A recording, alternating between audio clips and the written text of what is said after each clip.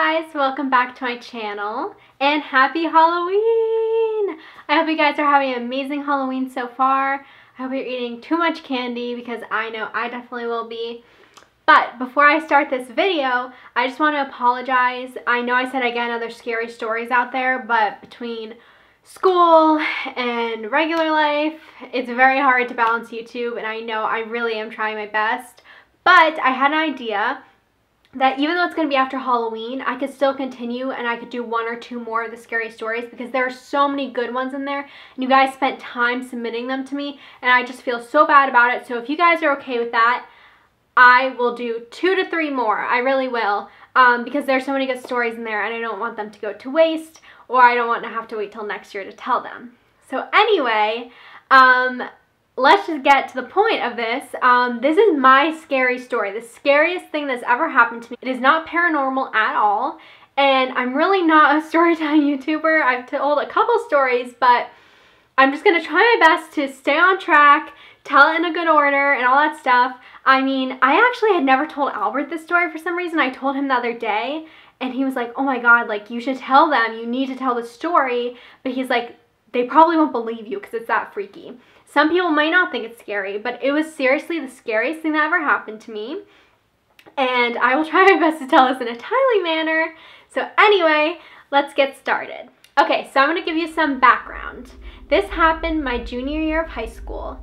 And it was a Friday. And every weekend, I would spend time with my best friend. Let's call her Sally. I don't know anyone named Sally. So we're going to call her Sally. We were best friends all throughout high school. And so I'd always go over to her house every Friday. We'd just spend the entire weekend together. And we were also very close with her mother. So I just want you to keep that in mind. So this happened when we came home from school. This was afternoon. We came home to Sally's house after school. And Sally's mom is also in this, so I'll just call her Sally's mom. We don't have to say a name. So let me give you a little bit of background for that day, okay? So, Sally and I had to be at school at about 7:15, and her mom would go to work around probably 8 or 9 in the morning. Before her mom left for work, she sprinkled Comet, and if you don't know what Comet is, it's a cleaner and it's powdery. So her mom sprinkled it in the shower, and a little bit around the tile in the bathroom before she went to work. And this is very important to remember because I'll bring it up in a little while. So anyway, Sally went to school at 7:15. After her mom sprinkled Comet, her mom went to work at probably around 8 or 9 in the morning. At 2:30, Sally and I go over to her house after school, and Sally has a dog. Her dog's name is Lucy, and that's really the dog's name. Lucy would always greet us when we came home from school. She was the sweetest little dog. She'd always be so excited to see us. But that Friday, when we came home from school, Lucy was just standing there on the couch, stunned. Like, we were like, what is going on? Like, she was just stunned. Like, someone had scared her or she saw something, and she just wouldn't move. Like, she was terrified of something. And we were just like, what the heck? Like, you usually come up and greet us. We pet her. It was very strange. Again, we didn't think much of it. We hung out, we ate food at her house, we sat around, and her mom came home at 5 p.m. So her mom came home, everything's good, we're planning on going to see a movie, and then her mom goes into her bathroom, the bathroom that she sprayed the Comet in, and she comes out, and she goes, girls, what happened? And we're like, what are you talking about? She's like, there's blood all over the bathroom. And we're like, what the heck are you talking about? We hadn't been in her bathroom. We'd only been home from school for about 2.5 hours, and we had been in the living room that entire time. So we go in there and we see that blood is on the back of the toilet, on top of the toilet, on the ground next to the toilet, and the shower was a walk-in shower right to the side of the toilet. And blood was all over the Comet. So we know whatever was bleeding had to happen after the mom had sprayed the Comet. So we checked the dog, but it was a good amount of blood. Like, it couldn't have been from a smaller animal. But we checked the dog to make sure she was okay. There was no blood on her whatsoever. They do have a couple people that are very close family friends that have keys to their house. So still, we weren't freaking out. one of their friends mows the lawn and he had the garage code.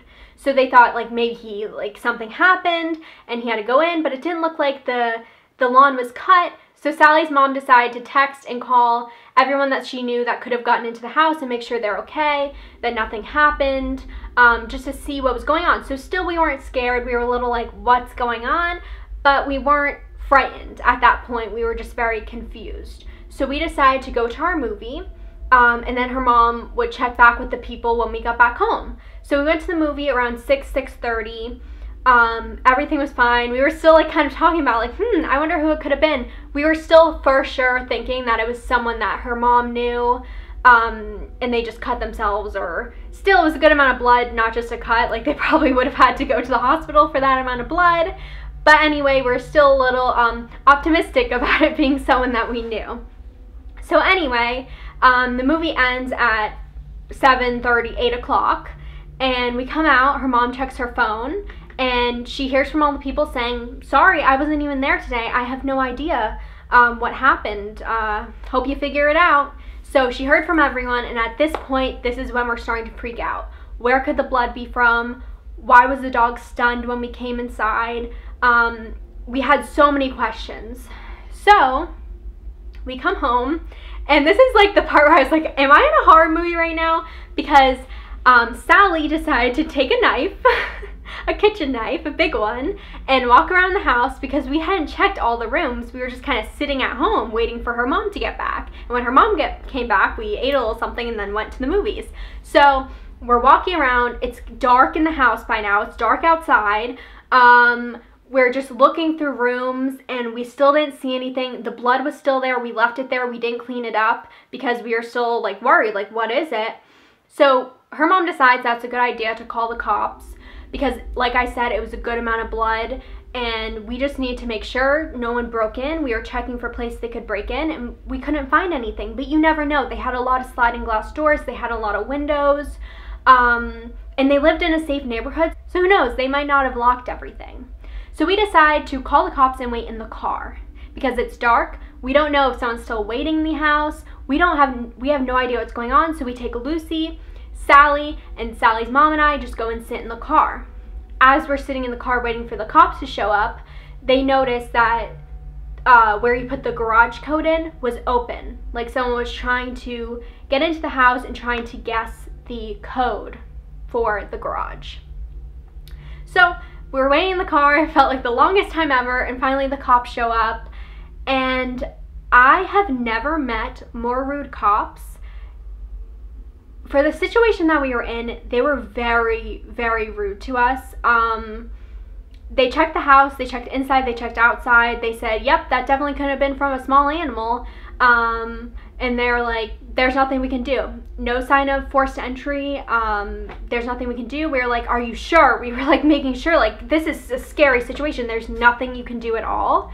And the cop basically said to Sally and I, and we weren't overreacting at all, he said, this isn't CSI Miami. We can't test for fingerprints or blood. So we were like, wow, okay. And they basically said, just call us if anything else happens. You're on your own. So the cops leave, and that night, Sally's mom, and Lucy decide to spend the night at my family's house, and that's it. That's it. They never found out who it was. Nothing like that ever happened again. They cleaned up the blood and moved on with their lives. I know that Sally spent probably the entire year sleeping in her mom's room or sleeping in the living room because she was so terrified that something would happen again, someone would come in. I know this is an awful story because there is no ending, no conclusion, but it was by far the scariest thing that ever happened to me. And it's even freakier that they never found out what it was, who it was, what was going on. So anyway, that's it for my scary story. I hope I told it correctly, and like I hope it came across as scary as it really was.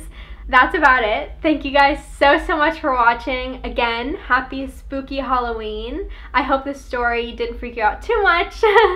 And I will see you guys next time. Bye.